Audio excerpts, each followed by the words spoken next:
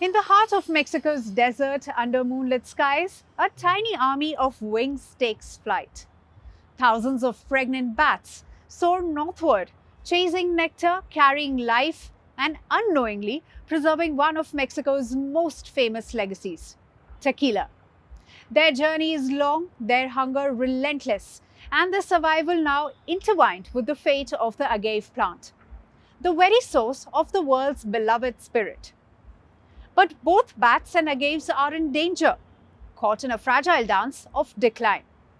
Now, a bold mission is underway to save them both.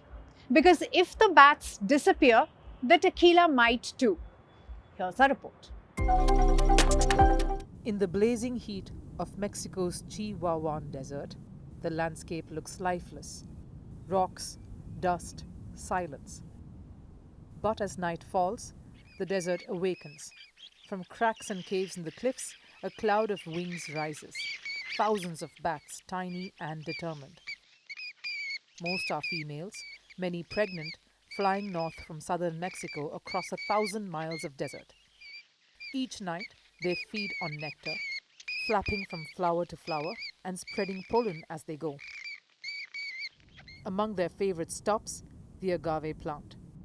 It blooms only once in its lifetime, and in that brief moment, bats and agaves meet in a partnership millions of years old. The bats drink the nectar. In return, they carry the agave's pollen across the desert. Without bats, agaves can't reproduce. Without agaves, bats can't survive. And without both, tequila production plunges. But this fragile relationship is breaking. Wild agave plants are disappearing. Their habitats shrinking, their flowers vanishing, and the bats that depend on them are starving. For centuries, agaves have been part of Mexican life. Used for syrup, soap, rope, and most famously, tequila. But a study of 168 agave species shows that 42 are now threatened or endangered. This means less food for bats that depend on their flowers, and fewer bats in turn means that fewer agave plants are pollinated. The reasons are human.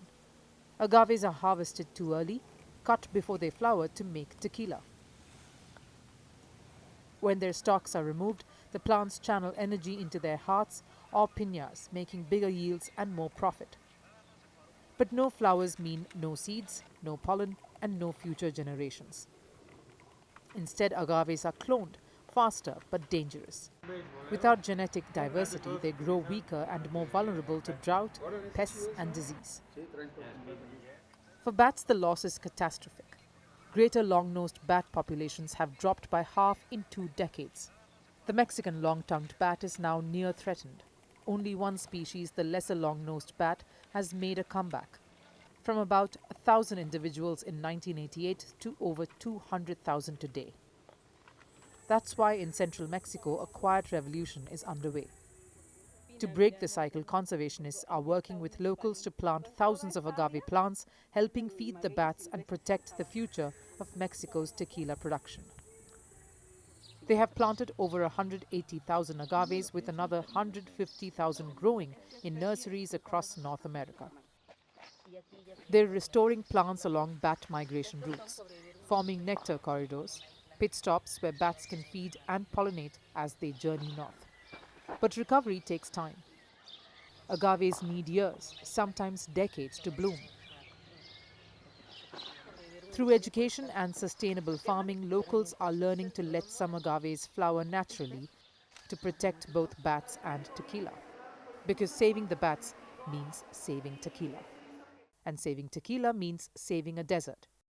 By 2050, scientists warn some bat species could lose 75% of their nectar sources. It's more than a wildlife crisis, it's a human one. The agaves need the bats need the agaves. And we need them both. Because in every drop of tequila lies a story of endurance, evolution, and the fragile bond between flower and wing. For now, the bats still fly, the agaves still bloom, and tequila still flows. But the future of all three hangs by a thread. Want the facts? The latest developments. News that gets straight to the point. Well, we've got all three just for you. This is Firstpost Live, a brand new show, your window into what really matters. Don't miss it.